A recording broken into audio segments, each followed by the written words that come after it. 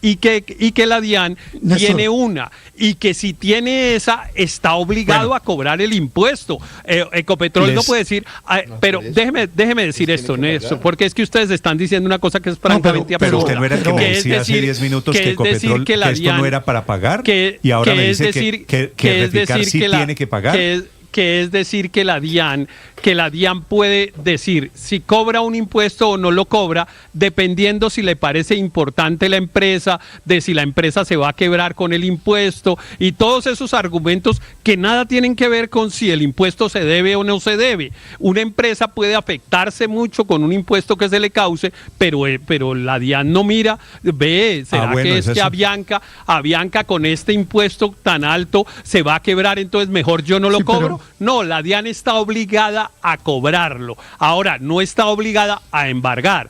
Eso es otra cosa. Y finalmente dejemos tranquila a la gente. Finalmente, Héctor, por favor. Déjeme un ratico. 9 de la mañana. Pero venga. Le voy a pedir yo, Néstor, que sea tan sucinto como me prometió. Pero una cosa, 9 de la mañana, un es minuto. Que aquí lo que hay de fondo es que hubo un cambio en las reglas de juego del cobro del impuesto por parte de la DIAN. Es que Ecopetrol no funciona hace 2 años. No es el hecho de que se había cobrado históricamente esto y Ecopetrol o Reficar decidieron dejar de pagar. No, es que hubo un cambio en la interpretación del estatuto aduanero por parte de la DIAN. Reficar lleva funcionamiento mucho más que 2 años. Y Ecopetrol Reficar no ha pagado. ¿Sabe cuándo empezó este lío? El 20 de diciembre del año pasado. La DIAN cambió la forma de... Pero hay algo que sí es importante. Hay algo que es importante aclarar muy rápidamente. Héctor Riveros dice que 70 billones de pesos le dio el gobierno a Ecopetrol como pago del fondo de estabilización de precios de los combustibles.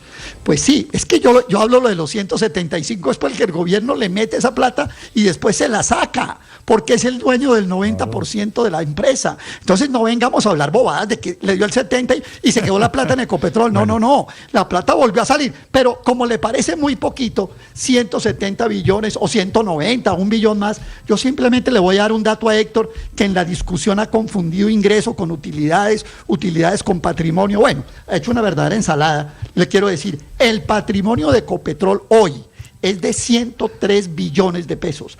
Hace 4 años era de 119 billones. Viene perdiendo patrimonio. Y cuando usted habla de transferir 190 billones, no habla sino de una bobada, que en 4 años le ha trasladado a la empresa 2 veces el patrimonio. Y eso a Héctor le parece una bicoca. Le están pidiendo a Héctor un préstamo de 50 millones de pesos, que le parece poquita plata. Aquí le mando la lista a Héctor de los muchos oyentes que están sometiendo un préstamo a su consideración. 9:03 minutos en Mañanas Blue. Estás escuchando Blue Radio.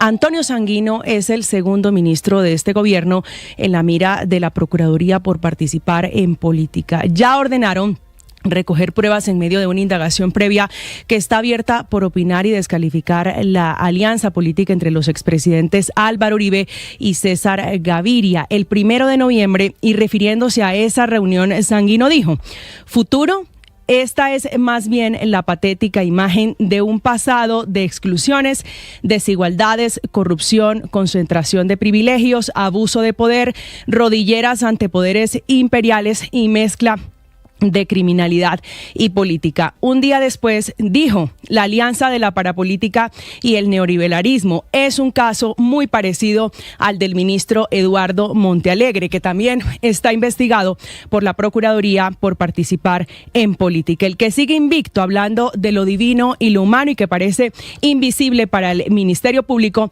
es el ministro del Interior, Armando Benedetti, que está criticando a algunos candidatos y hablando de lo que sigue en materia política en el futuro de Colombia.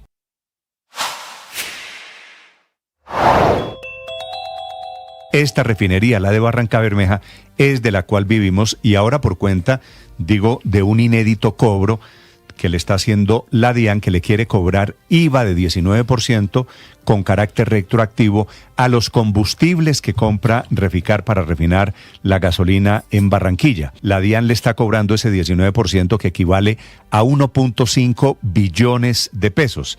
Eso traducido significa más de 400 millones de dólares, y que no los quiere pagar Ecopetrol, que está recurriendo a una tutela. Reficar, por otra parte, tiene el argumento de que si paga esa cifra, pues se quiebra. Y si no la paga, le embargan las cuentas y tendría que suspender la operación.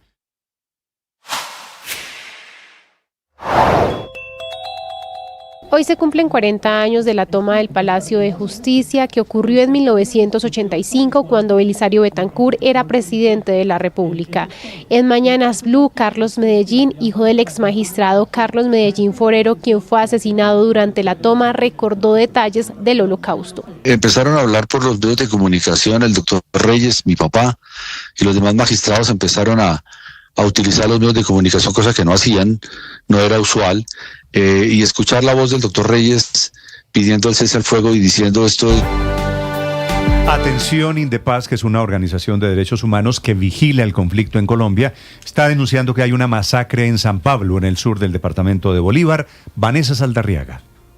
Néstor, buenos días. Se trata de un ataque que se habría presentado en horas de la noche de este miércoles, en el que al parecer por lo menos un grupo de campesinos resultaron afectados tras los ataques que habrían realizado miembros del ELN. De acuerdo con la información que tenemos hasta el momento, están desplegadas las unidades del ejército en esta zona del sur de Bolívar, pertenecientes al municipio de San Pablo. Es allí donde están realizando la búsqueda de lo que serían los cuerpos de al menos 5 personas. Por lo pronto, lo que nos están informando las autoridades del departamento de Bolívar es que serían 3 hasta el momento las personas confirmadas que se encuentran entre los fallecidos y están buscando los cuerpos para establecerse. Efectivamente son 5, como le está indicando el Instituto de Ideas para el Desarrollo y la Paz, que es Indepaz, lo que llevó a que ya esta organización catalogara este tema como la masacre número 68 que se presenta en el año. Lo que ellos dicen es que serían entonces hombres armados del ELN los que irrumpieron en una mina de oro y dispararon de manera indiscriminada. El hecho también dejó una maquinaria amarilla destruida y provocó el desplazamiento de una comunidad minera que se encontraba allí en la zona. Estamos entonces atentos a lo que nos indique tanto la policía del Magdalena Medio como también las unidades del ejército que están en el sector para establecer el total de víctimas mortales que deja este ataque realizado por el Ejército de Liberación Nacional, Néstor. ¿De cuántos muertos habla Indepaz, Vanessa? Indepaz habla de 5.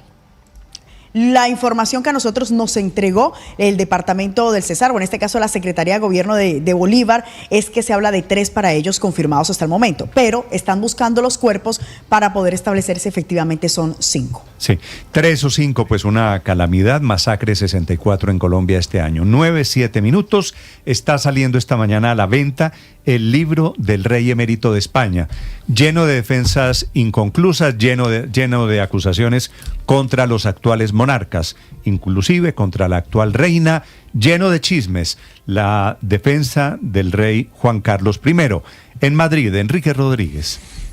Aunque hay una sensación en quienes han leído el libro, y digo quienes han leído el libro porque aquí en España no hemos podido leerlo, ni siquiera podemos comprarlo a través de tiendas electrónicas para descargarlo en nuestros lectores electrónicos. El libro ha salido a la venta en Francia y saldrá aquí a la venta en España en menos de un mes, es decir, el próximo 3 de diciembre. El libro se llama Reconciliación, pero leyendo las crónicas de periódicos, medios franceses y españoles, hay poco de reconciliación en ese libro. Eso sí, hay un empeño muy extendido a lo largo de todo el volumen del rey reivindicarse a sí mismo, su figura, su trabajo. Dice que, por ejemplo, la democracia aquí en España no cayó del cielo, que vaciló ante la idea de escribir estas memorias, porque su propio padre, don Juan, le había dicho que los reyes no escriben libros, pero decidió escribirlo por una razón. Dice que tenía que dar su versión, porque mucha gente, sus hijos, sus nietos y sus amigos, no tienen la menor idea sobre Franco y la transición a la democracia. Hay que decir además que estamos en unas fechas particularmente sensibles en este sentido, puesto que el próximo 22 de noviembre se cumplirán 50 años de la ascensión al trono de Juan Carlos I. Recordemos que el general Franco murió el 20 de noviembre de 1975.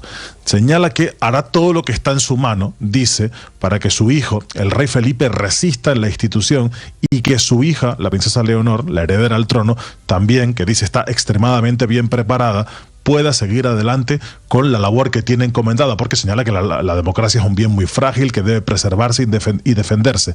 Recuerda también, por ejemplo, el golpe de Estado del 23 de febrero de 1981. Dice que él no tuvo nada que ver, es una acusación que ha habido recurrente por distintos historiadores, y que él fue el primer traicionado por uno de los cabecillas del golpe, uno de los generales más cercanos al rey, Alfonso Armada. Pero seguramente de lo que más queríamos leer, o de lo que más se quería leer, es sobre sus aventuras, y no aventuras precisamente de safaris, sino las personas que le acompañaban a esos safaris, como por ejemplo Corina Larsen, con quien mantuvo una relación. De ella dice que fue una relación que lamenta amargamente, que tuvo un impacto deleterio. Deleterio, por si no lo saben, significa venenoso. Hemos tenido que buscarlo porque no es una palabra habitual del uso del castellano. Dice que ese efecto venenoso, deleterio sobre su reinado y sobre su vida familiar, le obligó a tomar la difícil decisión de abandonar España. Pero señala que muchos hombres y mujeres se han visto cegados hasta el punto de no ver la evidencia, y que en su caso rompió esa armonía y la estabilidad en esos dos aspectos esenciales de su existencia. De sus amoríos no habla demasiado, pero sí hay siempre ese interés, porque viene sabido y se ha sabido con el tiempo que fue reiteradamente infiel a su mujer, a la reina Sofía. Habla de los presidentes del gobierno. Al que peor parado deja es a José Luis Rodríguez Zapatero. Dice que tuvo que hablar con el presidente de los Estados Unidos, George Bush, para pedirle excusas, porque mientras gobernaba Zapatero, o antes de llegar al gobierno, el propio Zapatero no se levantó ante el paso de la bandera estadounidense en un desfile del Día de las Fuerzas Armadas. Cuenta el momento en el que abandonó España, decidió abandonar España. En ese momento su hijo lo llamó por teléfono y le preguntó que hacia dónde iba. Él, el rey Juan Carlos, estaba ya en el avión y le dijo que iba hacia Abu Dhabi. La respuesta de su hijo, que fue la última palabra con la que cruzó, y pasarían meses sin que volvieran a hablar, fue únicamente un cuídate. Dice que se ha visto forzado a un desarraigo, que la sociedad no es fácil, y que le hubiera gustado que la reina doña Sofía, le hubiera acompañado. Por último, sobre doña Leticia.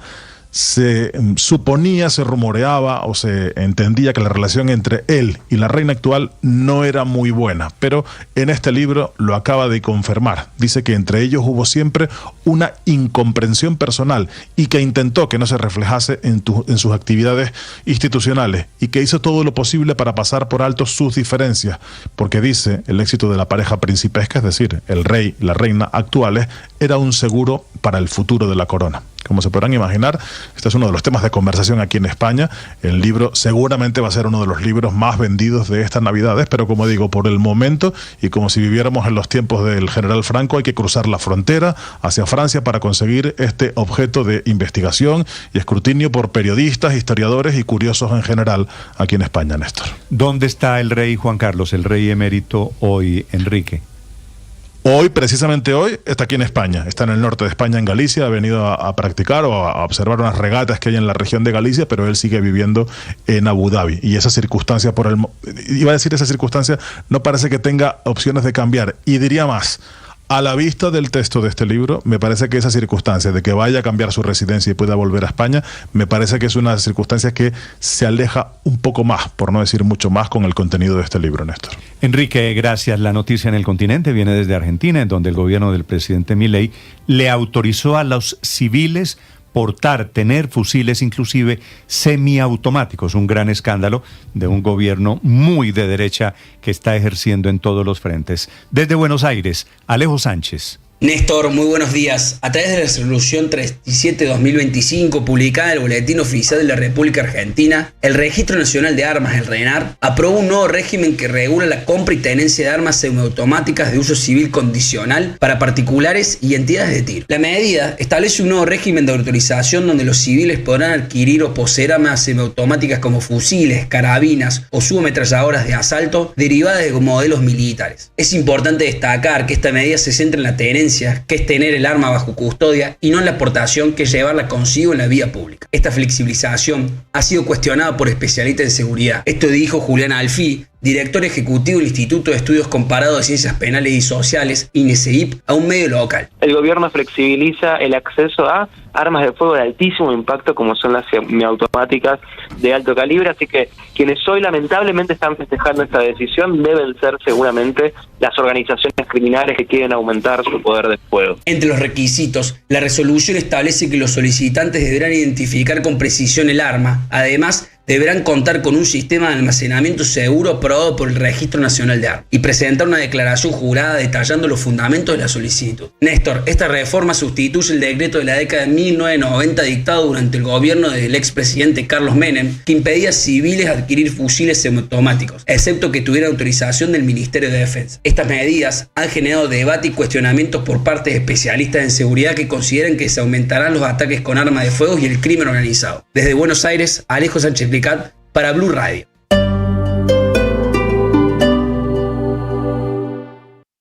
Todo el mundo está buscando algo.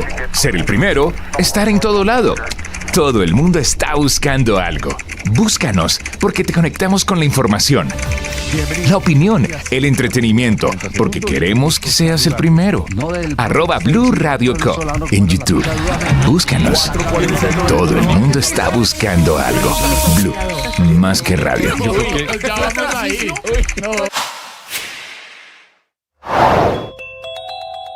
Cara y sello del alza del salario mínimo, una discusión que debía comenzar el 1 de diciembre con la instalación de la Mesa de Concertación Laboral y Salarial que todos los años reúne a sindicatos, empresarios y al gobierno nacional para negociar el alza del salario mínimo en medio de la seriedad y formalidad de las cifras y estadísticas oficiales que presentan el DANE y el Banco de la República en temas como crecimiento económico, inflación y productividad. Pero Mesa de Concertación Laboral pintada en la pared de esta vez y convidada de piedra para el alza del salario mínimo del próximo año, según las declaraciones ayer del ministro del Interior, Armando Benedetti, ministro de la Política, sin ningunas velas en este entierro, pero quien dijo ayer que el alza del salario mínimo podría llegar al 1.800.000 pesos, un alza entre el 11 y el 26%, según se incluye o no el auxilio de transporte, pero alza que solo beneficia a los 5 millones de trabajadores y pensionados que ganan un salario mínimo, mientras que perjudica a los otros 45 millones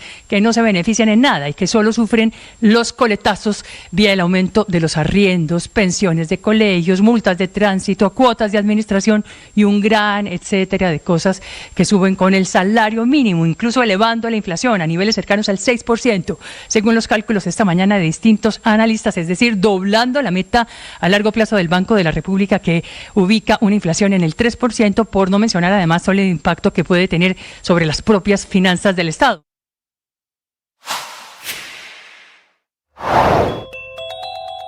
En Mañanas Blue, Carlos Medellín recordó las últimas llamadas que hizo su familia al Palacio de Justicia durante la toma en la que fue asesinado su padre, el exmagistrado Carlos Medellín Forero. Desde mi casa sí, mi hermana, mi familia sí habló con mi papá.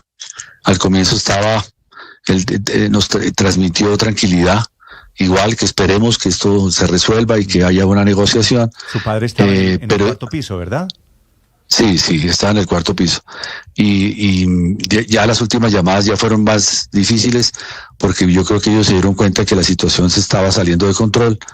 Y yo llamé al Palacio de Justicia y me contestó una guerrillera gritando y diciendo: aquí se van a morir todos los magistrados, usted haga algo, pida que no disparen más porque se van a morir todos. Y esa fue la última llamada que hice. Sigan la entrevista completa en nuestro canal de YouTube. En Blue le ponemos cara a la radio. Me alegra siempre estar con ustedes. Yo quiero que cuando nos veamos sea esa la sensación, la emoción, sentirnos felices de poder estar vivos, de poder compartir. Estás escuchando Blue Radio y bluradio.com. Explica el ministro de Trabajo, Víctor, tal vez corrige el ministro de Trabajo para utilizar el verbo correcto, que solamente el 1 de diciembre se instalará la mesa de concertación del salario mínimo. El mensaje lo debe entender el ministro Benedetti, que anticipadamente... No está tagueado Benedetti, ¿no?, en el mensaje, pero claramente es un mensaje, una corrección para el ministro Benedetti, ¿no? Tagueado quiere decir no es destinatario. Sí, no lo menciona directamente, pero no le responde directamente. Pero todos sabemos que el destinatario es Benedetti. Al final de cuentas, ¿quién manda en el gobierno, Víctor? Esto es un poquito como el ministro Benedetti, que es el poderoso ministro del Interior, o el ministro Sanguino, que es el ministro del ramo. Y la posición que tome el presidente Gustavo Petro frente a estas dos alternativas, un poquitico como en el caso de Ecopetrol, el presidente Petro se inclina por la DIAN o por Ecopetrol. Aquí, ¿será que el presidente Petro se va a inclinar por Benedetti o se va a inclinar por el doctor Sanguino?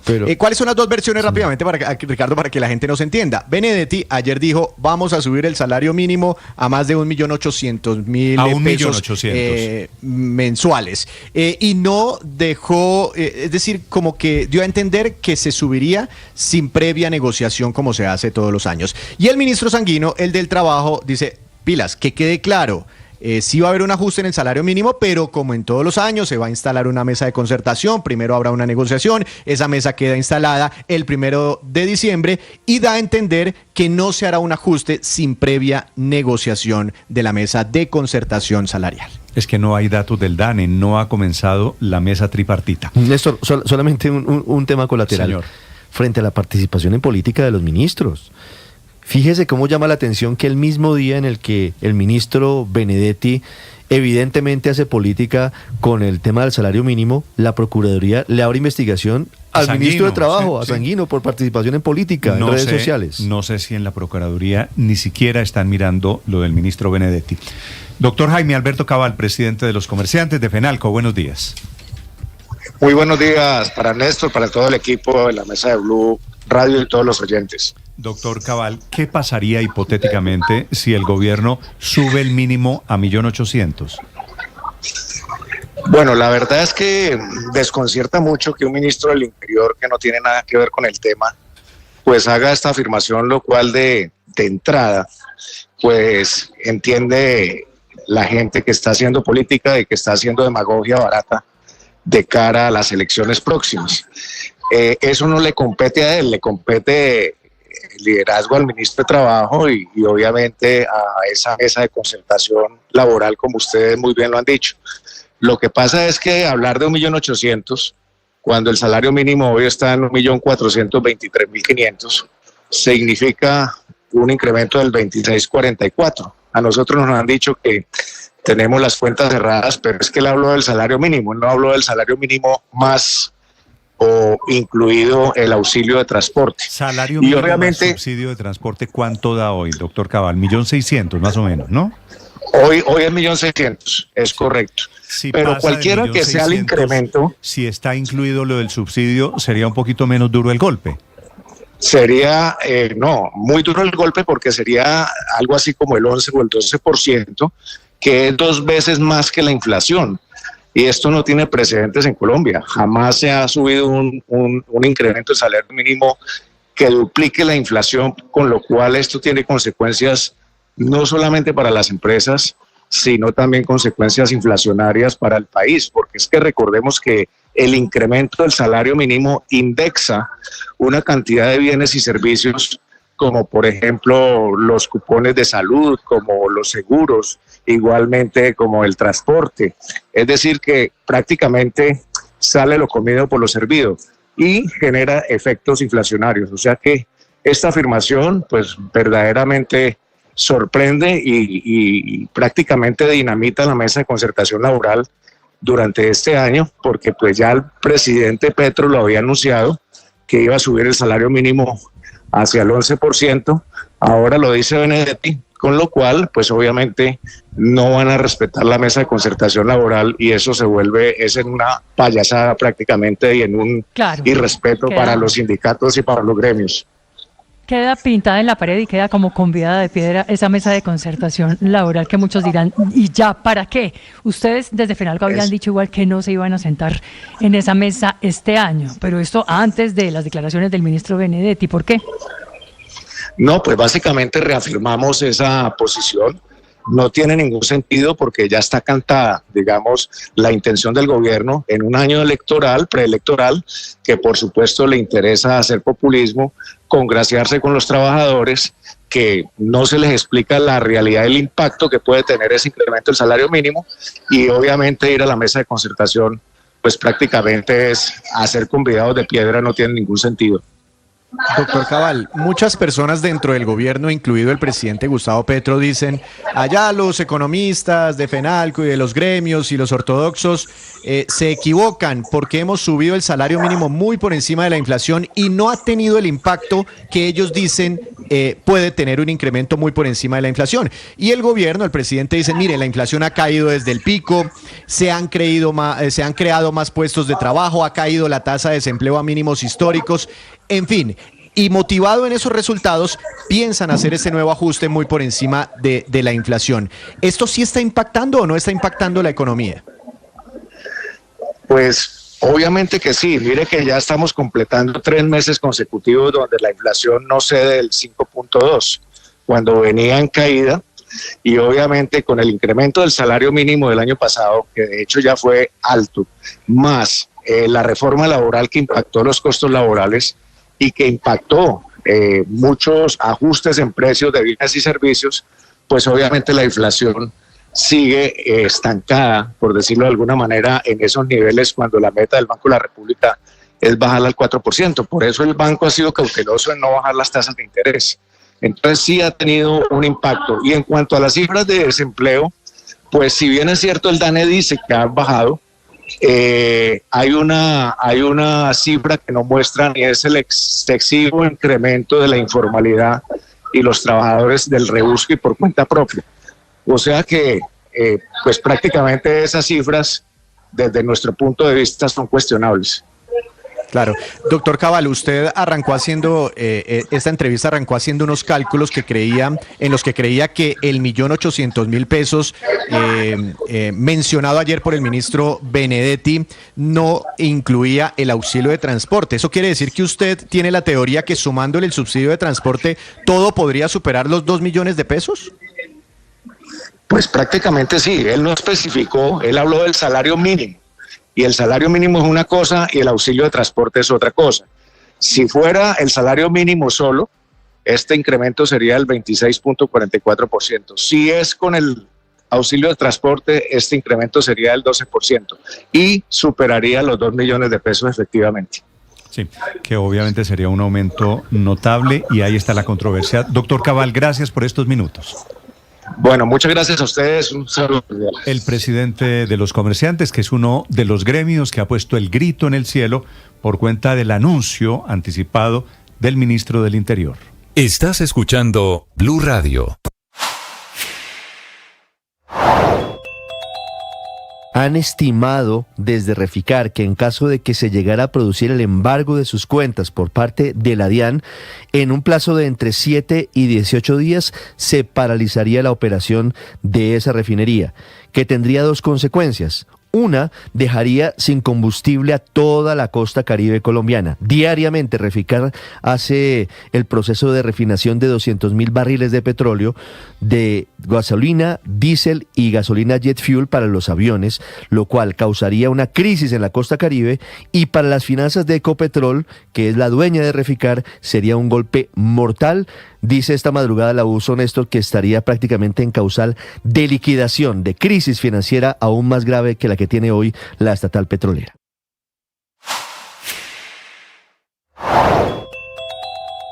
Nueve militares del Batallón de Infantería número 32 fueron capturados y deberán responder por los delitos de homicidio agravado, tortura agravada y desaparición forzada tras la muerte de Sneider Flores Manco, ocurrida el 7 de octubre dentro de la base militar Antorcha de Frontino, occidente de Antioquia. El cuerpo del civil fue hallado el 29 de octubre y la Fiscalía 27 especializada de Medellín notificó las acciones.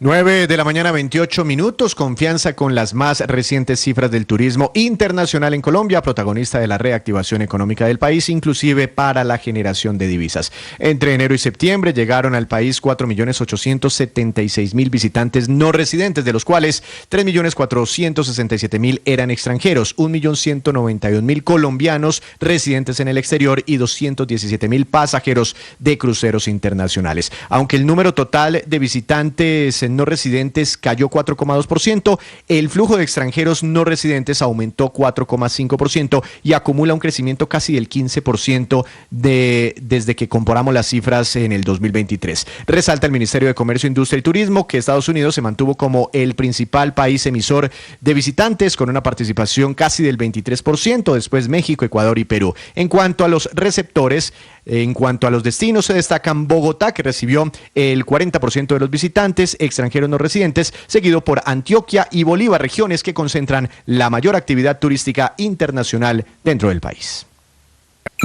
Escanea este código y suscríbete a nuestro canal de YouTube, @Blue Radio Co. Y disfruta y participa de la programación de Blue Radio. Blue Radio, le ponemos cara a la radio. Blue Radio, la alternativa.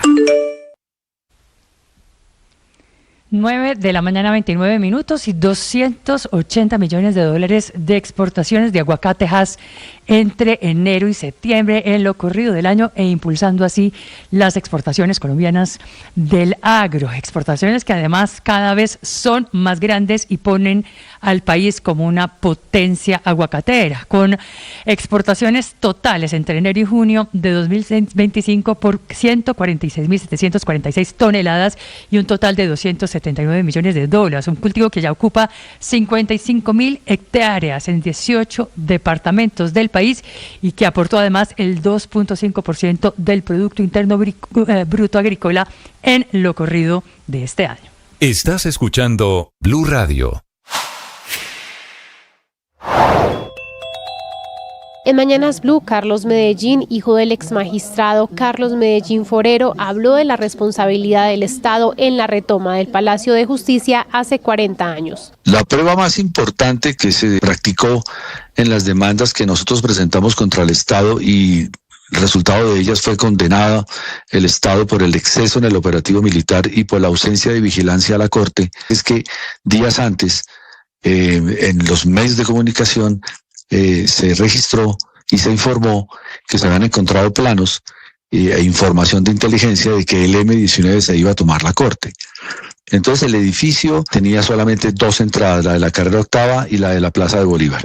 De manera que si había alguna situación como una toma, por ejemplo, pues no era sino cerrar e impedir la salida por la carrera octava por dos puertas únicamente y la puerta principal, pues iniciar un operativo como lo hicieron. Atención, una noticia política de última hora sobre la consulta interna de la encuesta del Centro Democrático con la que pretenden elegir candidatos. Esta noticia podría llamarse Salvavidas Seguro, sobre el que tomará la decisión final, que será el expresidente Álvaro Uribe. Ricardo. Néstor, la historia es la siguiente. El Centro Democrático se vio muy afectado en su candidatura presidencial por cuenta del asesinato de Miguel Uribe Turbay, que era uno de los candidatos a la presidencia, de los precandidatos a la presidencia de la República. Y luego del asesinato de Miguel Uribe Turbay, luego de que pasa el dolor en el Centro Democrático, se deben sentar a reconfigurar su lista de precandidatos a la presidencia. Allí, entre esos precandidatos es la encuesta cuyo resultado se conoce a finales de este mes de noviembre. Sí, señor. Estoy contándole los antecedentes y ya voy a la noticia. Porque después del asesinato de Miguel Uribe Turbay, la familia de Miguel Uribe decide que quien lo va a reemplazar en ese listado de 5 precandidatos es Miguel Uribe Londoño, el papá de Miguel Uribe Turbay. Hay una reunión el 22 de agosto, Néstor, 22 de agosto de este año, donde quedan claras las reglas de juego para esta consulta, para la definición de cómo van a llegar a definir el candidato del Centro Democrático a la presidencia de la República. 22 de agosto de 2025. Se reúnen los 5 precandidatos, que son Miguel Uribe Londoño, Paola Holguín, Paloma Valencia, María Fernanda Cabal y Andrés Guerra. Y allí llegan a la firma de un acta confidencial y privada de 7 puntos, Néstor. La mayoría de ellos ya conocidos en un comunicado que se publicó en ese momento. El artículo, la cláusula desconocida, es la que hoy es noticia, Néstor. Y es que no necesariamente... Esta es la cláusula del conejo. No necesariamente quien gane la encuesta a la que llegaron como acuerdo los precandidatos para definir quién sería el candidato a la presidencia del Centro Democrático, va a ser quien represente al Centro Democrático en las elecciones o en la consulta de marzo de 2026. ¿Y entonces para qué hacen encuestas? No entendí. Le leo textualmente que dice la cláusula. El partido se reservará el derecho a decidir si participa con 2 candidatos a la consulta interpartidista del 8 de marzo de 2026, los cuales serán escogidos dentro de los 5 precandidatos que participan en el proceso de selección. Esta decisión será tomada conjuntamente entre el presidente fundador, es decir, el expresidente Álvaro Uribe, y el director del partido, Gabriel Vallejo. El partido reglamentará este punto y se lo dará a conocer a los precandidatos lo antes posible. Esto lo que quiere decir, Ricardo, es el Centro Democrático elige un candidato o una candidata en la encuesta de este mes. Sí, no han definido todavía qué encuestadora la va a hacer, pero el 28 de noviembre deben entregar los resultados. Pero es más de lo mismo de siempre, Néstor. El presidente Uribe es el que decide qué pasa en el Centro Democrático. Entonces, con encuesta, con consulta, eso no importa. Eligen un candidato vía encuesta. Sí, vía encuesta. ¿Y el expresidente Uribe va a elegir otro candidato? No necesariamente. Podría decidir que quien gane la encuesta sea el candidato del Centro Democrático. Si él está de acuerdo. Sí, pero se reserva el derecho con el presidente del partido, Gabriel Vallejo, de definir que sean 2 candidatos, 2, que uno pensaría que son el 1 y el 2 de la encuestadora. La ley no se lo permite porque si hay una encuesta interpartidista, cada partido tiene que presentar un candidato, no varios. Pero bueno, entonces aquí hay 2 pasos previos. Estamos hablando aquí de la encuesta. Antes de llegar allá, Ricardo, ¿contra quién es la decisión? Es decir, esto debe tener nombre propio. Sí, Néstor, es muy difícil. Si gana quién, el expresidente Uribe pone candidato. Es muy difícil saberlo, Néstor. Y segunda pregunta, ¿quién sería? Miguel Uribe. ¿Quién sería? Yo pienso que no sé, no estoy seguro. Todo es una manera de tratar de evitar las dificultades internas que se generan por la selección del candidato y muy especialmente por el hecho de que el candidato que va a apoyar el Centro Democrático no va a ser ninguno de esos 5. Es que no va a ser ninguno de esos 5. Todo eso es una payasada, Néstor. Ahí va el punto. Entonces, vamos a suponer que esa encuesta ya la deben estar corriendo porque es una encuesta particularmente grande. No, porque no han definido ni siquiera cuál es la empresa encuestadora. En esta acta decía que era Atlas Internacional. El resultado pero hoy no hay acuerdo entre los candidatos todavía. El resultado de la encuesta tiene que conocerse el 28 de noviembre. Por eso es en 3 semanas. Sí, pero no hay definición todavía. No hay acuerdo sobre cuál va a ser la encuestadora. Punto 1. Exactamente. Punto 2. 3 semanas. De la encuesta, el que gane no es automáticamente el candidato del Centro Democrático para la consulta de marzo. Según el acta, el presidente Uribe y el presidente del partido, Gabriel Vallejo, pueden escoger 2 personas. ¿Me lees, Ricardo, por favor? Le vuelvo a leer. El párrafo del articulito del conejo. El partido se reservará el derecho a decidir si participa con 2 candidatos a la consulta interpartidista del 8 de marzo de 2026. La pregunta, Héctor, es buena. ¿Los partidos pueden decir yo llego a la consulta y llevo 2 candidatos? Ahí va el siguiente punto, Néstor. En enero es la convención del Centro Democrático y en enero van a proclamar y van a decidir quién de los 2 va a ser el candidato del Centro Democrático. Uribe después dice, no, yo prefiero a fulanito de tal. Pero en enero lo someten a la convención del partido. Y en enero deciden quién va a la consulta interpartidista de marzo del año entrante. Al final de la cual ganará el que. Pero lo importante es que ninguno de esos va a ser el candidato, Néstor. El candidato del Centro Democrático está entre el señor Abelardo de la Espriella, que evidentemente tiene, digamos, la ventaja de que ha ido creciendo en un sector de la opinión, etcétera, que tiene suficiente dinero para hacer una campaña robusta y tal. Y el señor Juan Carlos Pinzón, que las personas que normalmente financian a los candidatos de derecha decidieron apostarle a él. Y entonces, bueno, esos 2... Ricardo, es perdóneme. Uno de esos 2 candidatos que ninguno es del Centro Democrático. Abelardo de la Espriella o Juan Carlos Pinzón. Lo que pasa es que fijamos esta cláusula del acta lo limita solamente a los 5 precandidatos. Pero cuando usted ya le hablan de que en enero va a haber una convención del partido, usted abre ahí una puerta a eventualmente otras aspiraciones. La convención es la que decide el candidato. Aquí está usted diluyendo un mecanismo que se había pensado como el definitivo. Voy a poner un ejemplo, Ricardo. Señor. Luis Ernesto, ¿quién puede ganar la consulta, la encuesta del Centro Democrático? Miguel Uribe Londoño va a ganar esa encuesta. Son 5 candidatos, que son Miguel Uribe, Paloma Valencia, María Fernanda Cabal, Paola Holguín y Andrés Guerra. Y la gana Miguel Uribe Londoño, que en estos momentos tiene el mayor índice de reconocimiento y además por la tragedia familiar. Supongamos que gana Miguel Uribe, que es el papá de Miguel Uribe. Y el expresidente Uribe elige... pues uno pensaría que al segundo o a la segunda de la encuesta. No creo que vaya a elegir al quinto. Entonces yo creo que la segunda persona que va a salir en la encuesta va a ser María Fernanda Cabal. Pero si fuera el segundo, entonces lo que va a pasar es que hubieran puesto en las reglas de juego diciendo que los dos van a la convención. Pero eso no tendría sentido. Lo primero, Néstor, es que lo primero es que pues primero tenemos que fingir sorpresa. En el Centro Democrático no decide la encuesta, no es el que diga la encuesta, sino el que diga Uribe. Bueno, eso lo sabe el país desde hace mucho tiempo y ha sido así en todas las elecciones. ¿Y cuál es el problema que tiene hoy Uribe Petro con esa lista? Es decir, tampoco, pues sí, igualitos. El que dijo Petro, Iván Cepeda, punto, ganó Petro. Pero yo vi a 2 millones de colombianos votando hace 2 semanas. No fue el que dijo Petro, sino el que dijeron 2 millones de colombianos, ¿no? Por el que dijo Petro. Muy distinto una encuesta, a una consulta popular, bueno, ¿no? A mí me parece. Pero bueno, esa no es la discusión. Iguales, porque fue al final de cuentas el que dijo Petro, pero es cierto. Pero Néstor, mire,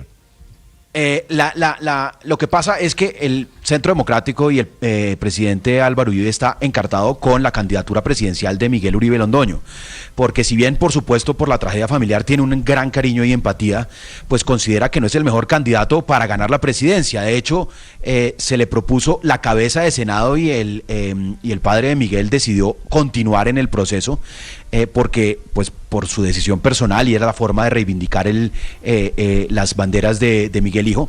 Pero hoy lo que realmente va a terminar pasando es que el candidato del Centro Democrático es Abelardo de la Espriella. Abelardo de la Espriella en una consulta en marzo. ¿Cómo meten a Abelardo de la Espriella si Abelardo de la Espriella, Ricardo, está recogiendo firmas?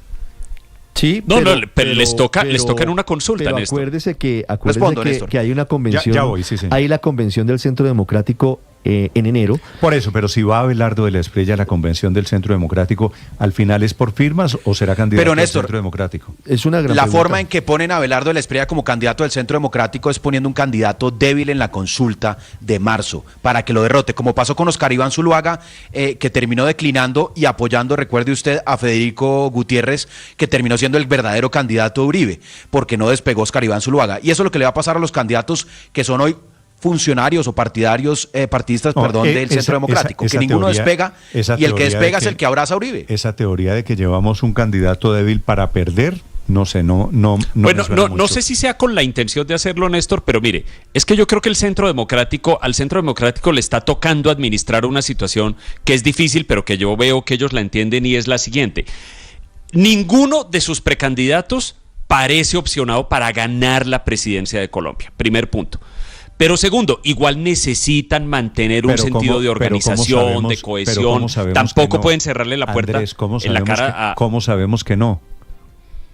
No, es lo que yo creo que ellos perciben o están percibiendo. Es lo que usted probablemente cree, se pero equivocan. no hay nada que sustente esa afirmación. No, pero yo creo que es una afirmación en la que ellos creen y por eso están buscando la manera de conservar la cohesión, conservar los procesos del partido, pero paralelamente dejar la puerta abierta para eventualmente apoyar o ir a la presidencia con una figura un poco más, no sé, de más amplia convocatoria, como las que se han mencionado aquí, Abelardo de la Espriella y la de Juan Carlos Pinzón, que por ahora parecería no despegar. Creo que es una dificultad que tiene el Centro Democrático y creo que están tratando de administrarla como debe ser, es decir, dentro de la organización. Andrés Guerra es el senador de Antioquia, ¿verdad? Sí, señor. Paola Holguín, también antioqueña. Paola Holguín es la senadora de Antioquia. Miguel Uribe es el padre de Miguel Uribe. Turbay. Paloma Valencia es la senadora caucana y María Fernanda Cabal es la senadora del Valle del Cauca. Esos son los 5 candidatos que van a disputarse la encuesta. Un partido caudillista tiene dueño y el dueño, como en las elecciones de 2022, tiene un candidato por fuera del partido. Hace 3 años era Federico Gutiérrez, no Zuluaga, el candidato del Centro Democrático, y en estas elecciones es Abelardo de la Espriella.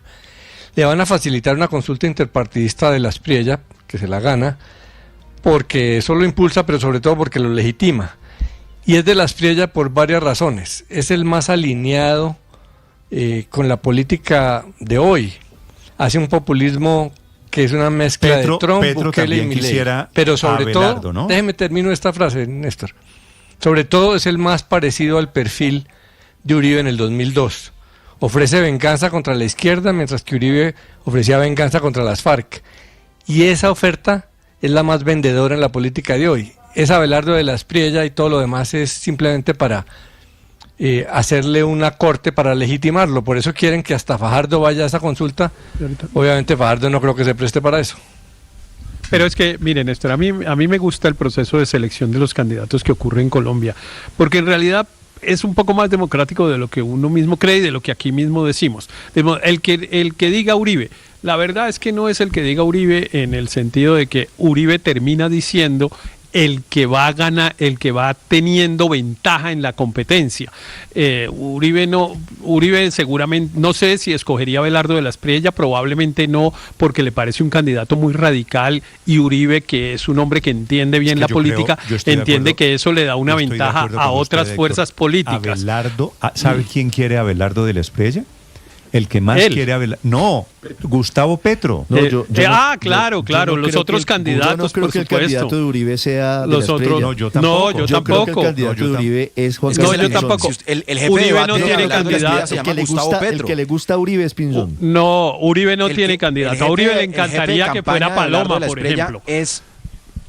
Pero Uribe, Gustavo Petro. Pero Uribe cree que el jefe de campaña de Abelardo de la Espriella es Gustavo Petro, y lo hemos visto en los últimos días trinar todos los días sobre Gustavo Petro. Cuando el presidente Petro trina mucho sobre alguien es porque quiere crecer por algún motivo. Lo mismo hizo con Vicky al comienzo, recordémoslo. Y es que Néstor, Ruta 2. este ejemplo infló a Vicky esto ya lo aplicó, esto lo aplicó con éxito. La revista Semana, la metió al ring de la política y ya hoy se le olvidó. Pues claro, porque no arrancó, porque ya no arrancó. López Obrador, Néstor. Esto ya lo hizo López Obrador con la candidata Xóchitl Gálvez, que era la que iba a competir contra su candidata. Todos los días la mencionaba en la mañanera, todos los días la insultaba en la mañanera, y por supuesto la señora le respondía en medios nacionales día a día, y se les fue creciendo, y terminó eclipsando a todos los candidatos del PRI y del PAN. Aquí está pasando lo mismo. Abelardo se les está creciendo, y va a eclipsar a los candidatos del Centro Democrático, del Partido Conservador, del Nuevo Liberalismo, que ya dijo que se iba a meter allá. Entonces lo que va a terminar pasando es que el más radical termina siendo el candidato de todos los partidos tradicionales que tienen candidatos y figuras propias, y el más radical siempre es el más fácil de vencer en segunda vuelta, y por eso seguramente Uribe quisiera que fuera Juan Carlos Pinzón, que le compite mejor con el votante de centro. Claro, pero por eso digo es que a mí me gusta este proceso de selección de esto. Porque Álvaro estaba diciendo que el candidato de Uribe iba a ser Abelardo de la Espriella. Y va a ser probablemente, pero no porque él quiera, el que le guste, sino no porque él quiera, sino porque termina siendo el que va ganando la competencia en un proceso más o menos legítimo. Compiten, buscan unos recursos, en fin. Juan Carlos Pinzón, por ejemplo, pues logró conseguir una cosa que ha sido importante para él, no para su éxito electoral, que es conseguir plata, porque los financiadores del Centro Democrático y de la derecha resolvieron quitarle la plata que le estaban dando a Vicky Dávila y dársela a Juan Carlos Pinzón. Ahora la están perdiendo porque Juan Carlos Pinzón no tiene ninguna opción de crecimiento, pero bueno, allá ellos, cada cual hace con su plata lo que quiere, y eso le ha dado unas posibilidades. En ese tema, pero déjeme decir, para quienes ven un poquito las estadísticas y la historia, 6 meses antes de las presidenciales, como estamos en este momento, pues los candidatos están en cifras chiquitas, pero no en esta campaña. No se deje guiar por los números de hoy. No. Porque 6 meses antes. Pero hay unos candidatos que tienen opciones de crecer y otros que no. Claro que sí. 6 meses antes Rodolfo Hernández no existía, pero tenía un estilo, representaba unas cosas. 6 meses antes Álvaro Uribe no existía. Pero representaban unas cosas que les daban posibilidades de crecer. Eso no lo tiene Juan Carlos Pinzón. Entonces, aquí en cambio, el que puede crecer, ya creció Abelardo de la Espriella. Primer efecto de la candidatura de Abelardo de la Espriella, acabó con la de Vicky Dávila. Ese fue el primer efecto. Se la acepto, es cierto. Se chupó completamente a Vicky Dávila, y Vicky Dávila, pues, en que Abelardo nadie la menciona. Es el gran outsider de la política hoy en Colombia, ¿no es verdad? Pues lo que pasa es que es el de la derecha, y entonces pues está en la derecha. derecha, que es un poco la diferencia con Rodolfo Hernández, que era un hombre que era más difícil de ubicar en el espectro ideológico. Entonces allá podían llegar unas personas, digamos, más desprevenidas. Con Abelardo de la Espriella no hay posibilidad de la desprevención, pues porque si uno está desprevenido, él mismo se encarga con su discurso de despertarlo a uno rápido para ubicarlo donde es que está. Y eso le quita posibilidades de crecimiento, pero va a crecer suficientemente para chupárselos a todos, chupárselos a todos. Ahora, yo no creo, solo permítame decir una bobada, Aurelio, pero yo no creo que los partidos tradicionales vayan a sumarse a la candidatura de Abelardo de la Espriella. Yo creo que eso va a terminar dividiendo a esa eventual coalición. Héctor, los partidos se sumarán al que vaya ganando. Si Abelardo de la Espriella se dispara como está disparado en este momento, porque es un relativamente nuevo en la política colombiana, los partidos terminarán apoyándolo y no será la primera vez que pasa. 9:49 minutos, en segundo los deportes. Aurelio, rápidamente. Néstor, a mí los mecanismos que explicaron del Centro Democrático simplemente me dan una señal. Es que Uribe quiere tener las manos libres para poder escoger al que él considera que puede realmente derrotar al candidato de Petro. Y yo discrepo un poco de lo que han dicho aquí mis amigos. Por supuesto, de la Espriella en este momento está, digamos, empezando a subir, pero yo diría que Uribe no descarta ni siquiera a Sergio Fajardo. Ni siquiera, o sea, no miren solamente a Abelardo, la encuesta, pero por supuesto, o sea, si Uribe tiene que escoger, claro, entonces si Uribe tiene que escoger, ahora que Fajardo vaya a hacer es otra película, esa es otra, del uribismo, pero hay sí, una distancia. Ojo, si Fajardo no sabemos si acepta o no, pero si Fajardo sabe que gana aceptando, no lo dude de que acepte. Fajardo ha enviado delegados a los eventos que convoca virtualmente el presidente Uribe los domingos. Pero es que Fajardo es político y se acercará donde crea que puede conseguir apoyos. 9:50 a.m. La noticia es que el expresidente Uribe se reserva la posibilidad de incluir uno diferente al ganador de la encuesta de este mes de noviembre en el Centro Democrático.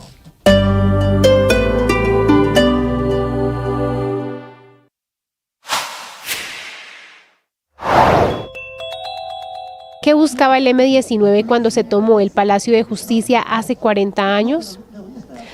Sobre las diferentes teorías habló Carlos Medellín, hijo del exmagistrado Carlos Medellín Forero, quien murió en medio de la toma. Se juntaron varias causas, ¿no es cierto?, y varias intenciones. Por un lado, el tema de la guerrilla, de supuestamente hacerle un juicio al presidente, cosa pues que era absurda. Si lo que querían hacerle un juicio al presidente, dentro del Palacio de Justicia estaba el hermano del presidente, que era magistrado del Consejo de Estado, y estaba la esposa del ministro de Gobierno, que salieron con vida del Palacio, ¿no? La relación con el narcotráfico era y es evidente. Llegaron el día, a la hora exacta en que la Sala Constitucional estaba empezando a discutir la ponencia que había redactado el doctor Gaona sobre el tratado de extradición, salvando el tratado de extradición. No solamente el doctor Gaona tenía ponencia, sino que todos los magistrados de la Sala Constitucional también tenían ponencia porque eran varias demandas. Escobar es uno de los principales beneficiarios del desastre. La guerra en ese momento contra la extradición era total, las amenazas a los magistrados eran terribles, el peligro era inminente. También se ha hablado de que la intención era quemar los expedientes que había en el Consejo de Estado por investigaciones por torturas de la fuerza pública. Yo creo que la Corte, pues que quedó sola e indefensa, era incómoda no solo para Escobar, sino para muchas otras personas. Y por supuesto, sirvió de pretexto para la toma armada y asesina del M-19. Sigan esos contenidos en nuestro canal de YouTube. En Blue le ponemos cara a la radio.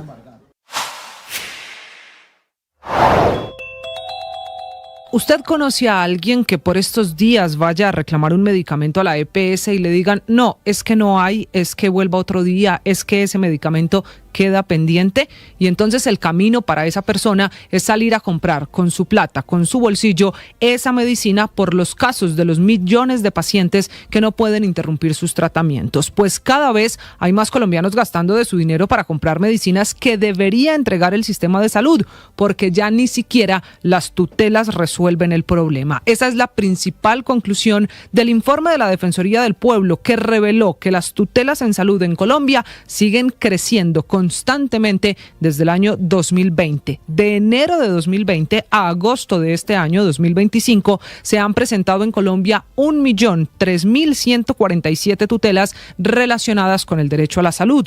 En 2020, por ejemplo, eran 81.700 tutelas. En 2021 subimos a 92.300. Las victorias y derrotas, la pasión y la afición en juego y los datos de lo último en deportes se lo presenta Mañanas Blue. 9:54 a esta hora, la información deportiva en Mañanas Blue. Quiere quedar en la gloria eterna, va Villa.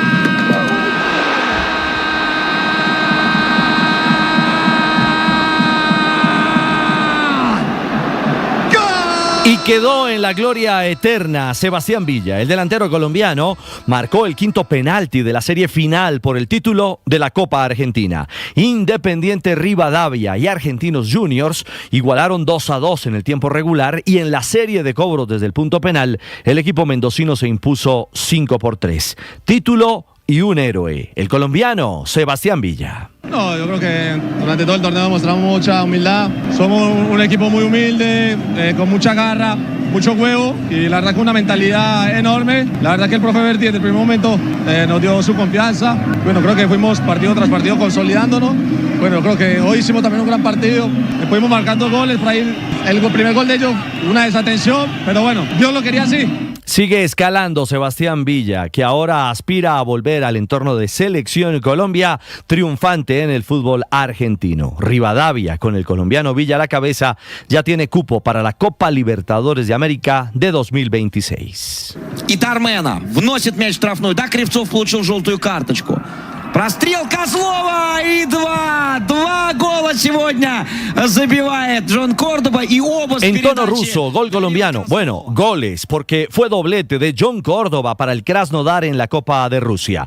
El delantero chocoano fue la figura en la victoria 3-1 del Krasnodar frente al Orenburg y quedó a un paso de la semifinal de la Copa. Córdoba en racha goleadora cuando estamos a la expectativa de conocer la nueva convocatoria de Colombia. Saldrá entre hoy y mañana por parte del técnico Néstor Lorenzo para los juegos de la gira en los Estados Unidos ante Nueva Zelanda y Australia este 15 y 18 de noviembre. Partidos camino al Mundial del 2026 que estarán aquí en la señal de Blue Radio y en la pantalla del Gol Caracol. Bueno, yo creo que acá pueden los equipos ganar, perder y no van a ser candidatos al título en el mes de mayo. Que los equipos varían. Lo importante para nosotros es buscar el objetivo, que lo he dicho con anterioridad, que es clasificar. Vamos a enfrentar, como dije, un muy buen equipo y si lo ganamos vamos a demostrar el poderío que podemos tener. Esta es la voz del técnico Manuel Pellegrini, el chileno, al comando del Real Betis. Tiene valor porque hoy otros que esperan por el tema del listado de convocatoria juegan en Europa League y Conference League y bajo el mando de Pellegrini están los colombianos Juan Camilo El Cucho Hernández y Nelson de Osa. Su equipo, el Real Betis, se enfrenta al Olympique de Lyon, un reto de alto nivel pensando en la figuración en el segundo torneo europeo más importante de clubes. También John Hader Durán jugará con el Fenerbahce turco frente al Victoria Pilsen de la República Checa. John Lukumi con el Bologna recibe al Brann noruego y Daniel Muñoz junto a Jefferson Lerma, fijazos en la selección, estarán con el Crystal Palace inglés frente al Al-AZ Alkmaar de los Países Bajos. Y atentos, porque estamos también en conteo regresivo para el segundo juego de Colombia en el Mundial Sub-17 masculino de Qatar. Juan Camilo Vargas del equipo Blue nos tiene los detalles desde Doha. Juanca, hola. Richie, la selección Colombia Sub-17 acaba de terminar su última práctica pensando en El Salvador, que será su rival mañana en la segunda jornada del Grupo G de la Copa Mundial de la FIFA de la categoría que se celebra en Qatar. El profe Freddy Hurtado estuvo charlando un par de minutos con nosotros y dijo que iba a respetar a esta selección El Salvador, tal como respetó a Alemania en el debut. A todos los respetamos igual, a todos los enfrentamos igual, con la idea de ganarles, con la idea de competir ante todo, de ser intensos y seguro con ellos va a ser un partido muy parecido a los que jugamos, por ejemplo, contra Costa Rica, que lo tuvimos en los amistosos. La práctica giró en torno a la técnica, a la sensibilidad de los 21 convocados, eso quería el profe Freddy Hurtado, y así mismo transmitían los demás profes, sus asistentes, a los jugadores en los diferentes ejercicios. Mañana 7:30 de la mañana, Colombia-El Salvador, la segunda salida de esta Copa Mundial Sub-17 de la FIFA. Mil gracias, Juan Camilo. Partido que estará, por supuesto, a las 7:30 en la mañana en nuestra señal del Gol Caracol HD2, golcaracol.com y nuestra plataforma Ditu. Arriba el cabezazo, viene Moya, golpe de cabeza, ¡maravilloso! Son maravillosos, pero estos goles del Deportivo Pereira entran al congelador. Hoy el Ministerio de Trabajo le saca tarjeta roja al conjunto risaraldense. El Grande Matecaña incumplió la medida cautelar de suspensión de actividades impuesta días atrás. Era tarjeta amarilla para que el club risaraldense se pusiera al día con pagos de salarios atrasados, seguridad social y parafiscales. El Pereira hizo caso omiso y reactivó entrenamientos el domingo anterior y además anunció el partido de mañana contra el Independiente Medellín como local. No podrá jugar, por lo menos a esta hora. Actos que generan una nueva investigación sancionatoria contra el Deportivo Pereira por desacato. Así que ahora esperamos el anuncio de la División Mayor del fútbol colombiano, de la DIMAYOR. Se aplaza el partido, Pereira-Medellín, se le darán los 3 puntos al equipo antioqueño. Bueno, veremos. Lo cierto es que hay caos en la fase final de la fase de todos contra todos en la Liga Colombiana.